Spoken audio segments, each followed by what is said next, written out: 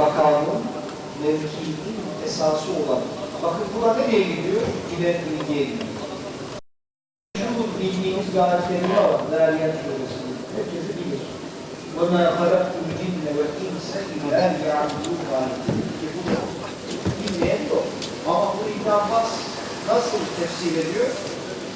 وَمَا خَلَقْتُ الْجِنَّ Rabbi olan Allah diye canlılara verdiği kadar savunmadığı halesiz faydalar ve maslahatlar olduğunu gördükleri için biz onlara zeki yani hakim.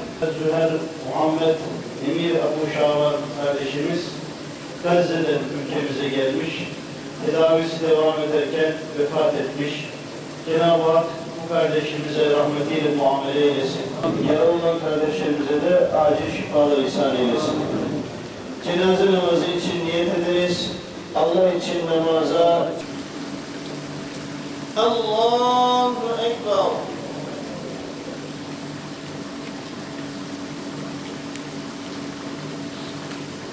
Allahu Ekber. Allahu Ekber.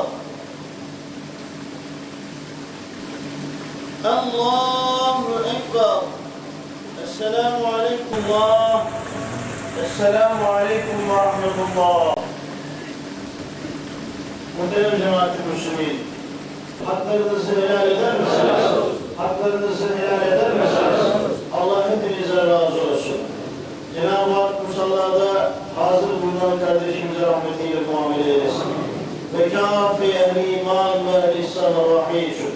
Bütün gelmiş ve geçmişlerimizin ruhları için, musallada hazır bulunan Gazze'li kardeşimizin ruhu için, bu cennet vatanımız uğruna canlarını feda eden, bütün şehitlerimizin ve vefat eden gazilerimizin de ruhları için ve hasaten Allah rızası için. El-Fatiha. Allahu Ekber, Allahu Ekber, La ilahe illallah, Allahu Ekber, Lillahil hamd, Allahu Ekber, Allahu Ekber, La ilahe illallah, Allahu Ekber, Allahu Ekber ve lillahil hamd.